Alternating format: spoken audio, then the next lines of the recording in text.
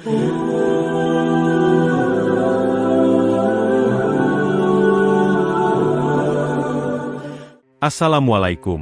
warahmatullahi wabarakatuh.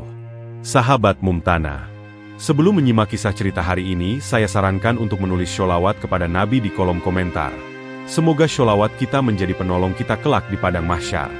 Kami doakan semoga kalian mendapatkan rezeki yang barokah dan diberi kemudahan oleh Allah Subhanahu wa Ta'ala dalam menjalani kehidupan sehari-hari.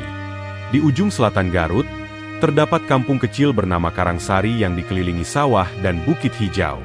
Di sanalah tinggal Sari Nurshifa, perempuan berusia 27 tahun, anak sulung dari 5 bersaudara. Sejak ayahnya meninggal ketika Sari masih berusia 14 tahun, beban keluarga jatuh ke pundaknya. Ibunya, Mak Emah, mencari nafkah dengan berjualan gorengan keliling kampung menggunakan gerobak kayu tua. Sari rela berhenti sekolah demi membantu menyambung hidup dan menyekolahkan adik-adiknya. Bertahun-tahun ia bekerja serabutan, hingga suatu hari seorang tetangga memperkenalkan Sari pada agen penyalur tenaga kerja luar negeri. Dengan harapan memperbaiki nasib keluarga, Sari mendaftar secara resmi menjadi TKW di Brunei Darussalam. Setelah melalui pelatihan, ia dikirim ke rumah seorang pengusaha kaya bernama Tuan Mahyudin di Bandar Seri Begawan. Awalnya, pekerjaannya terasa wajar. Ia membersihkan rumah, mencuci, dan memasak.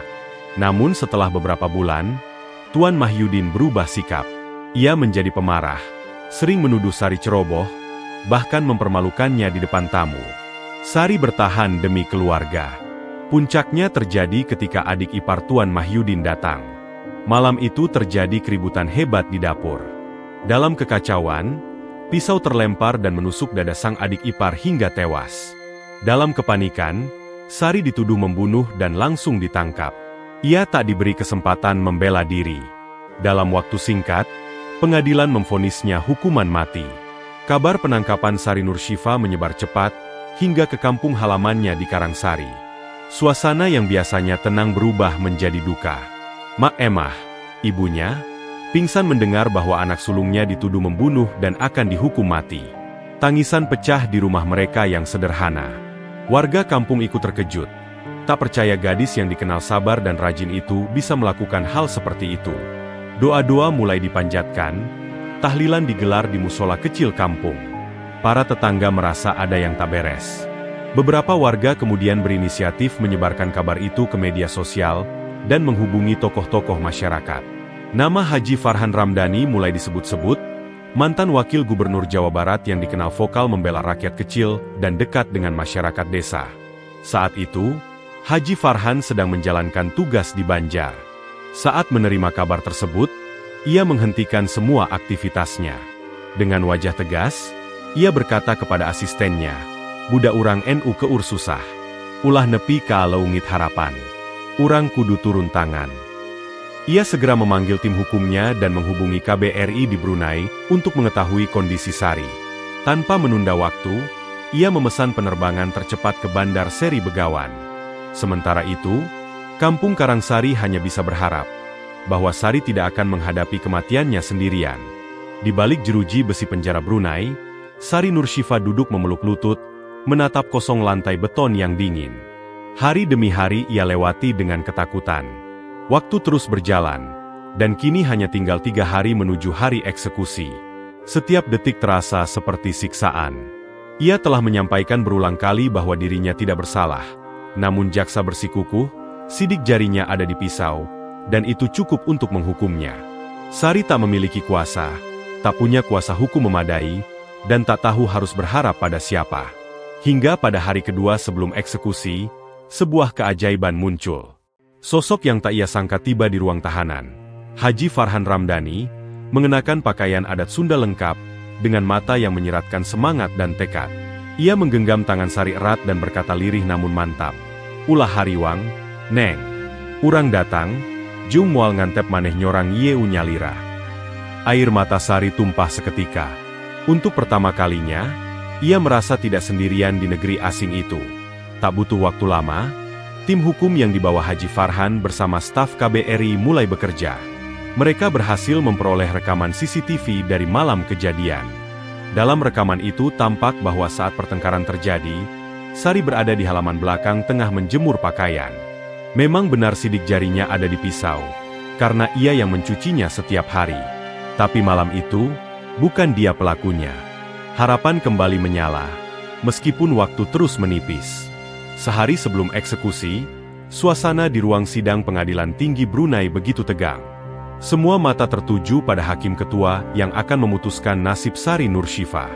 Tim hukum dari KBRI dan perwakilan dari pemerintah Indonesia mempresentasikan rekaman CCTV yang menjadi bukti kunci.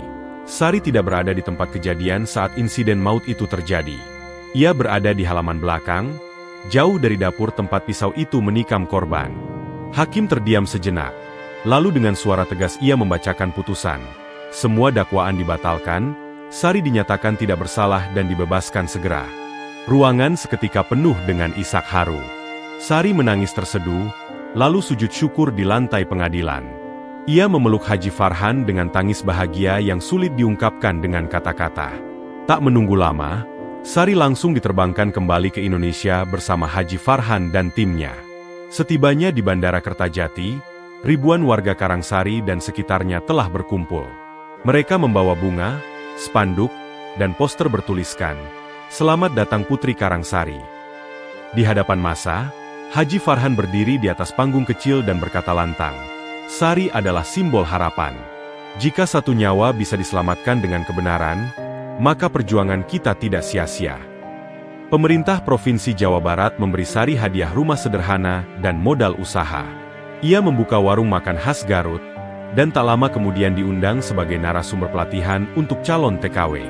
Hidupnya perlahan kembali bangkit, dengan nama yang kini dikenal sebagai simbol perlawanan dan harapan. Setelah kembali ke Karangsari dan memulai hidup baru, Sari Nurshifa perlahan bangkit.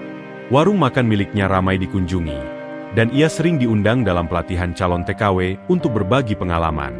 Namanya makin dikenal sebagai simbol ketabahan dan kebenaran. Namun, tak semua pihak senang dengan ketenarannya.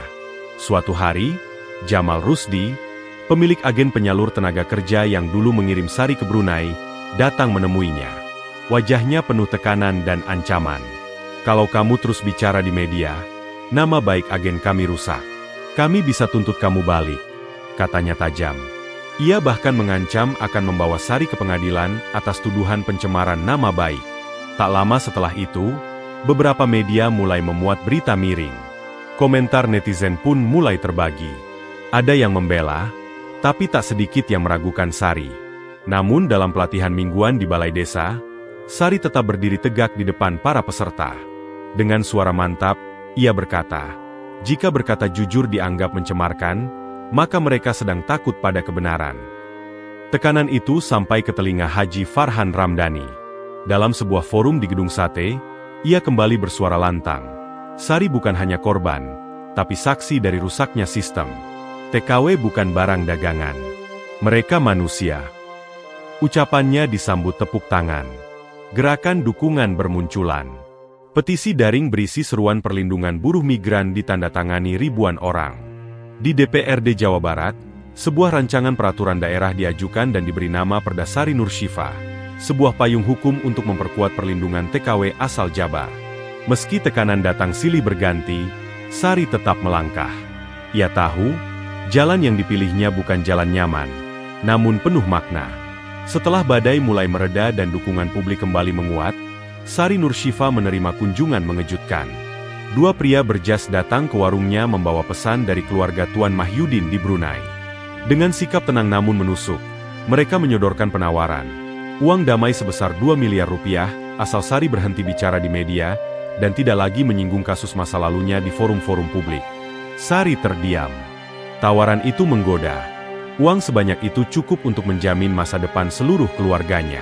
Tapi ia juga sadar, menerima uang itu berarti membungkam suara banyak perempuan yang masih belum bisa bersuara. Malam harinya, ia duduk sendiri di teras rumah, menatap langit. Lalu, ia menghubungi Haji Farhan Ramdhani. "Kang, abdi hoyong pilih jalan enu benar. Tapi adik-adik abdi masih butuh sakola. Anjun pasti ngartos," ucapnya lirih. Keesokan paginya, Haji Farhan datang sendiri ke rumah Sari. Ia membawa setangkai melati putih, lambang kesucian dan keteguhan. Ia menatap Sari dan berkata, "Bebeneran teu bisa dibayar. Urang NU nanggung sakolana adik-adik anjeun. Ulah pegat nyuara keun NU lemah." Dengan hati mantap, Sari menolak uang damai itu. Ia menulis surat terbuka yang menyebar cepat di media sosial. "Diam bukan jalan keselamatan. Kami sudah terlalu lama dibungkam." Dukungan publik kembali mengalir deras.